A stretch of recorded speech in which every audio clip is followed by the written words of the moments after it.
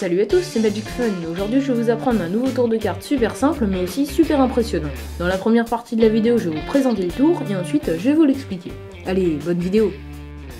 Alors pour ce tour j'ai besoin d'un jeu de cartes normal qui peut bien entendu être emprunté et donné à examiner au spectateur, dans lequel je vais tout de suite faire choisir 3 cartes au hasard. Alors moi je n'ai pas de spectateur donc je vais le faire à sa place. Admettons qu'il prenne une carte ici, une deuxième ici et enfin une troisième ici. Maintenant, je vais vous montrer ces 3 cartes. Et pendant que vous les mémorisez bien, je vais faire 4 tas de cartes à peu près égaux.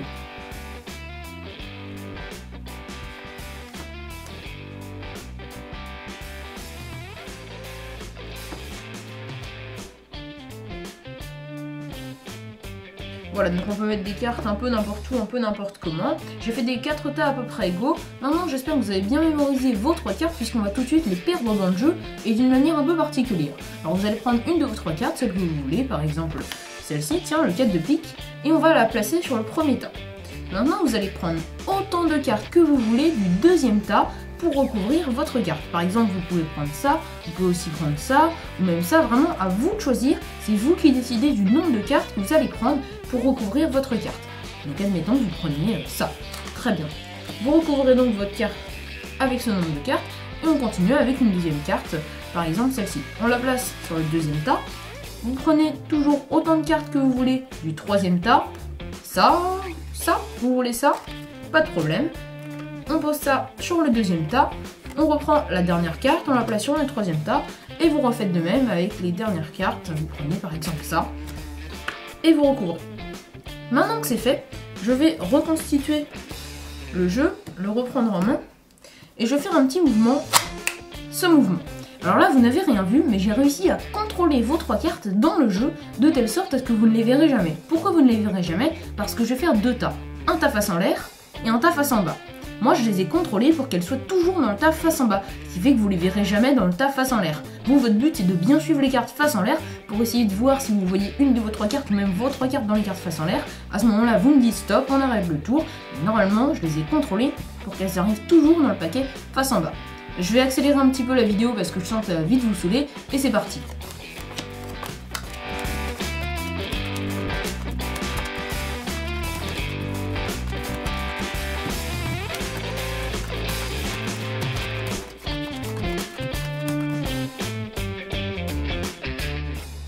Voilà, alors là, vous n'avez pas vu vos cartes, je suppose, dans les cartes face en l'air. Comme vos 3 cartes ne sont pas dans les cartes face en l'air, on va les mettre de côté et on va recommencer avec les cartes face en bas, puisque si vos cartes ne sont pas dans les cartes face en l'air, c'est qu'elles sont dans les cartes face en bas. Oui, je sais, j'ai un très bon esprit de déduction. Donc on continue jusqu'à ce que vous trouviez vos cartes.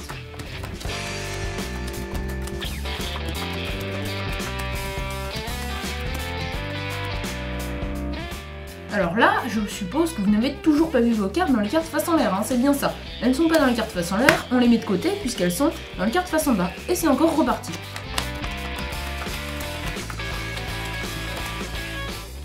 Et là, vous n'avez toujours pas vu vos 3 cartes dans les cartes face en l'air. Ça veut dire qu'elles sont une nouvelle fois dans les cartes face en bas. On recommence. Là, elles ne sont pas dans les cartes face en l'air. Donc si elles ne sont pas dans les cartes face en l'air, ça veut dire qu'elles sont dans le tas face en bas. Mais dans le tas face en bas, il n'y a plus que 3 cartes. Et est-ce que ça se pourrait que ces 3 cartes, ça soit les 3 cartes que vous aviez choisies au début du tour librement et que vous avez perdu librement dans le jeu?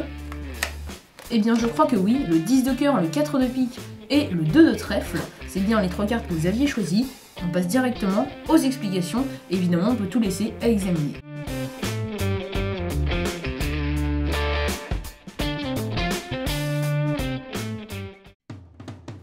Ce tour est génial parce qu'il est impromptu, c'est-à-dire que vous n'aurez pas besoin de faire de préparation, vous pourrez le faire n'importe quand. En plus c'est un tour automatique et mathématique, donc à part 2-3 petits trucs à penser, vous n'aurez rien à faire, le tour marchera tout seul. Et en plus c'est un tour qui va beaucoup faire participer vos spectateurs. Il y a 3 cartes à faire choisir, donc soit vous les faites choisir à un même spectateur, soit vous les faites choisir à 3 spectateurs différents, et ils seront tout étonnés de voir que les 3 cartes qu'ils ont choisies individuellement au début du tour se retrouvent ensemble à la fin du tour.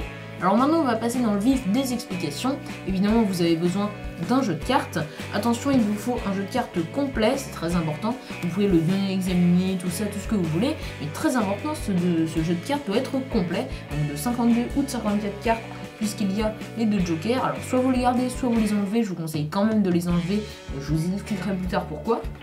Et vous allez tout de suite faire choisir 3 cartes dans le jeu, admettons ces 3 cartes aussi. Alors pour nous, dans les explications, je vais échanger ces 3 cartes avec 3 autres, 3 as d'un autre paquet, un paquet Talio à dos rouge. Voilà, donc comme ça vous pourrez facilement les repérer dans le paquet et vous comprendrez mieux l'explication du tour. Quand votre spectateur a choisi ces 3 cartes, c'est déjà la partie la plus difficile du tour pour vous, puisque vous allez devoir compter les cartes. Pourquoi compter? Parce que vous allez faire 4 tas. Un premier tas qui va contenir 10 cartes, un deuxième tas qui va contenir 15 cartes, un troisième tas qui va contenir 15 cartes également, et enfin dans le dernier tas, il y aura les cartes restantes, c'est-à-dire 11 cartes si vous aviez laissé les 2 jokers, et 9 cartes si vous les aviez enlevées. Pour compter, je vous conseille pas de faire 1, 2, 3, 4, 5, etc. Puisque très vite ce mouvement va attirer l'attention du spectateur, et ça c'est pas bon. Ce que je vous conseille, c'est de compter les cartes 3 par 3, en les poussant par groupe de 3 avec votre pouce. 1, 2, 3, 4, 5, 6, 7, 8, 9, 10, 11, 12, etc. Donc pour le premier tas, vous devez compter 10 cartes. Alors 1, 2, 3, 4, 5, 6, 7, 8, 9 et 10. Et là vous avez directement 10 cartes. Pour le deuxième tas, c'est 15 cartes. Alors 15 cartes, c'est 3 fois 5 cartes, donc 3 groupes de 5 cartes, ou alors 5 groupes de 3 cartes. Moi je préfère faire 5 groupes de 3 cartes. 1, 2, 3, 4, 5, 6, 7, 8, 9, 10, 11, 12, 13, 14, 15. Et là je mets 15 cartes. Voilà, donc cette technique permet de compter plus vite les cartes. Et enfin, ici il vous reste 15 cartes et 9 cartes si vous aviez enlevé les 2 jokers. Ce que je vous conseille, c'est de commencer directement par les 9 cartes. 1, 2, 3, 4, 5, 6, 7, 8, 9. Et de les placer complètement à votre droite, comme ça. Et comme ça, vous savez qu'il vous reste 15 cartes dans la main, puisque vous venez d'en poser 9. Et là, vous placez le tas de 15 cartes entre le deuxième et le quatrième tas. Ça fera le troisième tas, donc. Comme vous avez compté 9 cartes, vous savez qu'il vous en reste 15 dans la main. Et pourquoi je vous ai recommandé d'enlever les 2 jokers? Tout simplement parce que vous compterez 9 cartes au lieu de 11, c'est toujours 2 cartes de moins. Voilà. Quand vous avez fait ça, vous avez déjà fait le plus dur. Vous dites à vos spectateurs de prendre une de leurs 3 cartes, par exemple celle-ci, tiens, et de la placer sur le premier tas. Ensuite, vous leur tendez le deuxième tas et vous leur dites prenez vraiment autant de cartes que vous voulez du deuxième tas. Par exemple, vous pouvez prendre ça, vous pouvez aussi prendre ça ou ça. Vraiment, à vous de choisir, c'est vous qui décidez. Donc là, vous insistez bien sur le fait que c'est eux-mêmes qui choisissent combien de cartes ils vont prendre. Admettons qu'ils prennent ça, très bien. Et ensuite, vous leur dites de les placer par-dessus leur carte pour la recouvrir. Et en faisant ça, vous leur donnez l'illusion de perdre leur carte dans le paquet. En fait, ça va rien faire, ça va rien changer. Je vais tout de suite vous expliquer pourquoi. Juste avant, on va terminer. Je pense que vous avez compris le principe. On prend toujours une carte qu'on place sur le deuxième tas et qu'on recouvre avec autant de cartes que les spectateurs veulent du troisième tas. Par exemple ça, très bien. Et on fait de même avec la troisième et dernière carte. On la place sur le troisième tas. Et le spectateur choisit par exemple ce nombre de cartes. Alors pourquoi ça ne sert à rien, pourquoi c'est inutile? Puisqu'en fait, les cartes que le spectateur n'a pas prises ici, vous allez les rajouter. Comme ça fera comme si le spectateur avait pris toutes les cartes. Je vous remontre rapidement. C'était comme ça, le spectateur choisit de prendre ça, mais les cartes ici qu'ils n'ont pas prises, eh bien, vous allez les rajouter par-dessus.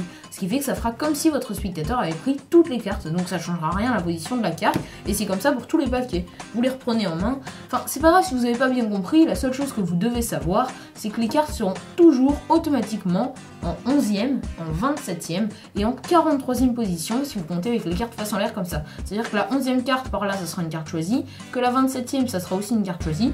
Et que la 43e, ça sera également une carte choisie. Voilà. Donc là, vous avez fait le plus dur. Vous pouvez faire une petite passe magique, un petit mouvement, vous inventez ce que vous voulez, vous dites oui je contrôle les cartes par ma pensée magique, bref vous inventez tout ce que vous voulez pour faire croire à vos spectateurs que vous maîtrisez les cartes, que vous les contrôlez dans le paquet et vous dites que vous allez faire 2 tas, un tas face en l'air et un tas face en bas et que vous les avez contrôlés pour qu'elles soient toujours dans le tas face en bas et vous dites à vos spectateurs de bien regarder les cartes face en l'air pour vous dire s'ils voient une de leurs 3 cartes ou même leurs 3 cartes et à ce moment là ils vous diront stop et on arrêtera le tour, vous l'aurez raté quoi. Mais automatiquement, vous l'avez compris, elles seront toujours dans les cartes face en bas. Donc vous allez les voir passer puisque c'est des cartes rouges. Et vous commencez très important par une carte face en l'air. Donc c'est parti.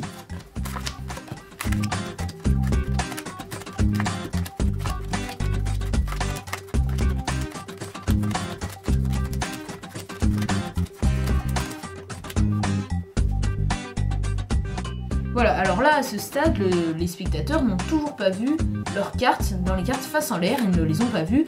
C'est normal, puisqu'elles sont dans les cartes face en bas, vous avez sans doute pu les voir passer, ce sont les cartes rouges, voilà. Donc Donc elles sont passées évidemment dans le tas face en bas, et là vous dites oh vous les avez pas vues, très bien, on met de côté ces cartes, soit vous les mettez de côté, soit vous les laissez là, dans ce cas vous continuerez à mettre les cartes face en l'air par dessus, peu importe, et là vous recommencez, toujours en plaçant une carte face en l'air en premier.